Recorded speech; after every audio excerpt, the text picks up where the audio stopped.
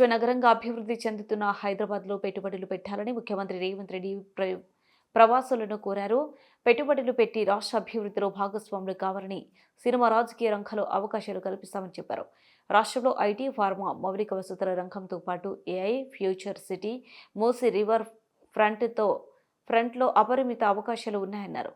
American progressive Telugu association అంతర్జాతీయ వ్యాపార సదస్సు హెచ్ఐసిసిలో జరిగింది. ముఖ్య అతిథిగా పాల్గొన్న రేవంత్ రెడ్డి మాట్లాడుతూ, ప్రజాప్రభుత్వంలో ఎవరికి ఎలాంటి ఇబ్బందులు ఉండవని, పెట్టే పెట్టుబడులకు సంపూర్ణ రక్షణ ఉంటుందని చెప్పారు. స్థానికంగా స్థిరపడ్డ ఆప్తమిత్రులకు పార్టీ ప్రభుత్వం తరపున రాజకీయపరమైన అవకాశాలు కూడా కల్పిస్తామని పూర్తి భరోసా ఇస్తామని తెలిపారు.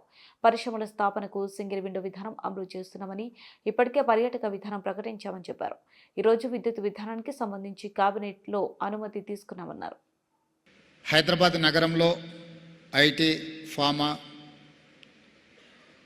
ఇన్ఫ్రాస్ట్రక్చర్, అదేవిధంగా ఇప్పుడు నూతనంగా AI, artificial intelligence, future city, అదేవిధంగా మూసీ రివర్ ఫ్రంట్, అదేవిధంగా హైదరాబాదులో ఇతర ఎన్నో అవకాశాలు, పెట్టుబడులకు అవకాశం ఉంది. అదేవిధంగా స్థానికంగా సెటిల్ అయిన మిత్రులందరికీ రాజకీయపరమైన అవకాశాలు ఇవ్వడానికి కూడా మా పార్టీ పరంగా, మా ప్రభుత్వ పరంగా అవకాశాలు ఉంటాయి. మీకు ఏ రంగంలో అవకాశాలు కావాలన్నా, అది పరిశ్రమలు కావచ్చు, సినీ రంగం కావచ్చు, రాజకీయ రంగం కావచ్చు, ఎందులో అయినా మీకు తప్పకుండా అవకాశాలు, ఆపర్చునిటీస్ ఉంటాయి. ప్రభుత్వం తరఫున నేను సంపూర్ణమైన విశ్వాసాన్ని కల్పిస్తున్నాను. ఈ ప్రభుత్వం మీదే, ఈ ప్రభుత్వం మనది. ఈ ప్రభుత్వంలో ఎవరికి ఎలాంటి ఇబ్బంది ఉండదు. ఇక్కడ మీరు పెట్టే పెట్టుబడులకు సంపూర్ణమైన రక్షణ ఉంటుంది. హైదరాబాద్ నగరం శాంతి భద్రతలకు, పెట్టుబడులకి రక్షణ ఉంటుంది. ఖచ్చితంగా ఈ ప్రభుత్వం మిమ్మల్ని అందరినీ ఆహ్వానిస్తుంది.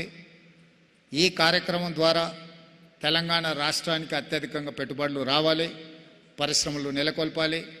ఆ పరిశ్రమలో ఎంతోమంది నిరుద్యోగ యువతీ యువకులకు తెలంగాణలో ఉద్యోగ ఉపాధి అవకాశాలు కల్పించాలి.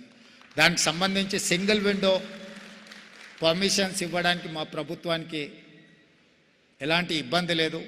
మా ప్రభుత్వాన్ని రీచ్ అవ్వండి. ఈ ప్రభుత్వం మీరు పెట్టదలుచుకున్న పెట్టుబడుల విషయంలో ఒక స్పష్టమైన విధానంతో ఈ మధ్యకాలంలోనే టూరిజం పాలసీ తీసుకొచ్చినాం.